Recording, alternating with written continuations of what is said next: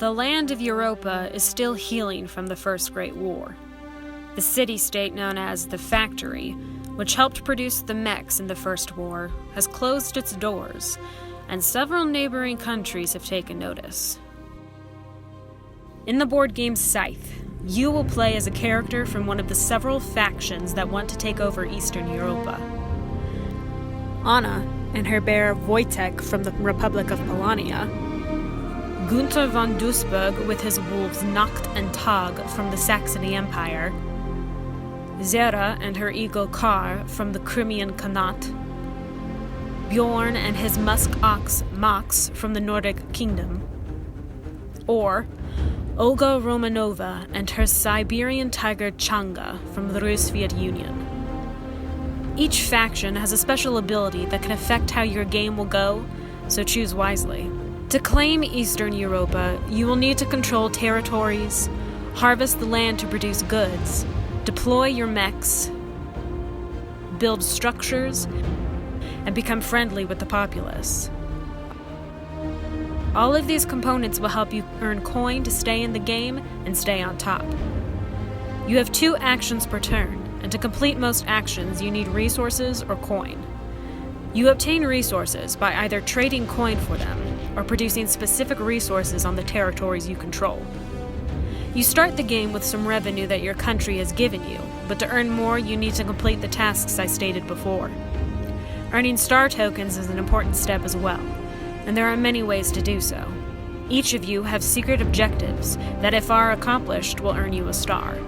If you build all 4 of your structures, upgrade everything on your board, deploy all of your mechs, or complete all 4 of your enlistments, you earn a star.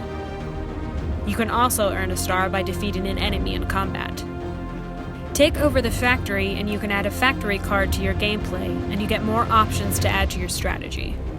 The more territories you control, the more star tokens you earn, the more resources you produce, and the more popular you are, the more likely you are to win. But you're not the only one vying to control Europa. With the Invaders from Afar expansion pack, you can play as 2 characters, Connor and his wild boar Max from Clan Albion, or Akiko and her trained monkey Jiro from Togawa Shogunate. Additional factions not doing it for you? Why not add firepower and intimidation to your game by deploying your faction's airships through the expansion The Wind Gambit? There are 16 different tiles that add different types of gameplay using the airships. You can also add resolution tiles that change how your game will end, changing the dynamic and how you want to strategize to win the game. Deploy your mechs, claim your land, become the leader of Eastern Europa, all in the name of victory.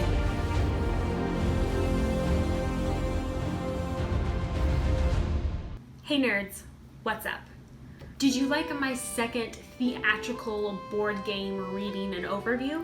Scythe is such a cool game with such a neat story of like an alternate universe where what if the World War turned out totally different, or the World War itself with mechs and airships and all this craziness. It's really cool. As you can see, we have all of the expansions so far, and they just add so much to the game. And not that this game alone is boring or bad by itself. It's really immersive and really cool just on its own, and all the components and everything. It's really a neat game. I want to give a quick shout out to my friend John. You know who you are. Thanks for doing all of the minis and painting all of the minis for Scythe. And if you saw my video last week on Tainted Grail, he painted all of those minis as well. So you can see that. I'll put a link up here.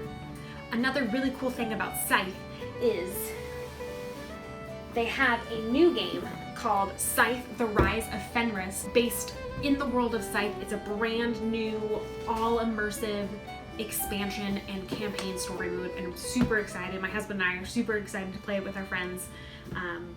So yeah, if you want even more of the world of Scythe, and especially like their lore and story, you could get a legacy campaign game, The Rise of Fenris. There's a Scythe video game that was released for PlayStation 4 and Xbox One called Iron Harvest.